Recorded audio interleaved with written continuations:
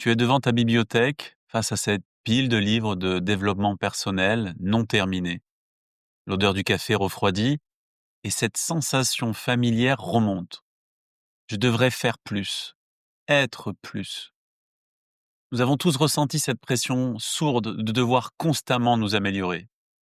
Cette culpabilité quand tu ne progresses pas assez vite.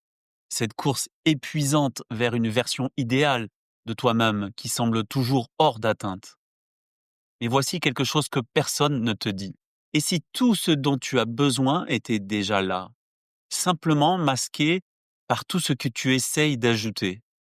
Alors voilà ce que j'ai découvert en creusant un peu. L'Université d'Otago en Nouvelle-Zélande a récemment publié une étude majeure dans le Journal of Macro-Marketing sur plus de 1000 participants. Les chercheurs ont comparé le bien-être entre ceux qui adoptent des approches soustractives, c'est-à-dire éliminer le superflu, versus addictives, accumuler constamment. Les résultats sont nets. Les personnes pratiquant la simplicité volontaire rapportent systématiquement des niveaux de bien-être supérieurs à ceux qui cherchent le bonheur dans l'accumulation. Concrètement, ces personnes ont appris à identifier et éliminer leurs freins internes plutôt qu'à développer sans cesse de nouvelles compétences. Résultat, elles accèdent naturellement à des ressources qu'elles possédaient déjà. Attends, laisse-moi te dire quelque chose de complètement fou. Carl Gustav Jung, le psychiatre qui a fondé la psychologie analytique, avait déjà tout compris dans les années 1920.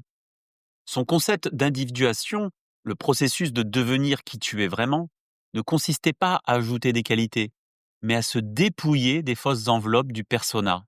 Ce mécanisme est fascinant. Notre cerveau fonctionne mieux avec moins de choix et moins de stimulation. Quand tu élimines le superflu, tu libères de la bande passante mentale, qui était monopolisée par la gestion de la complexité. Tu vois le principe? Et voici le truc le plus dingue.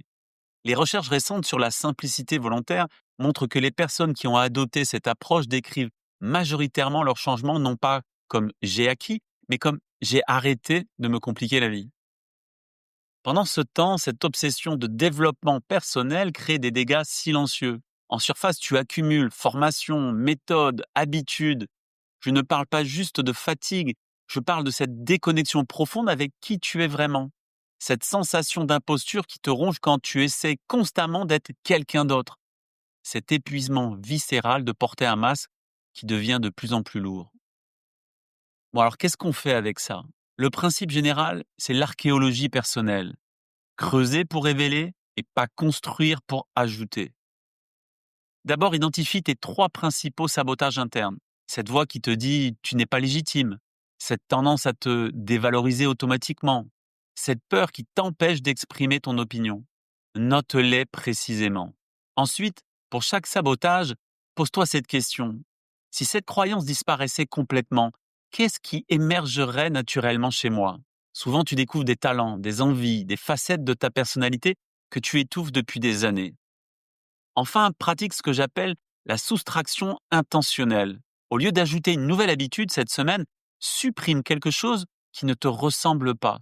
Une relation toxique, une activité que tu fais par obligation ou une croyance héritée qui ne te correspond plus. Prends Apple sous Steve Jobs. L'innovation ne venait pas d'ajouter des fonctionnalités, mais d'en enlever. L'innovation, c'est dire non à 1000 choses, disait-il.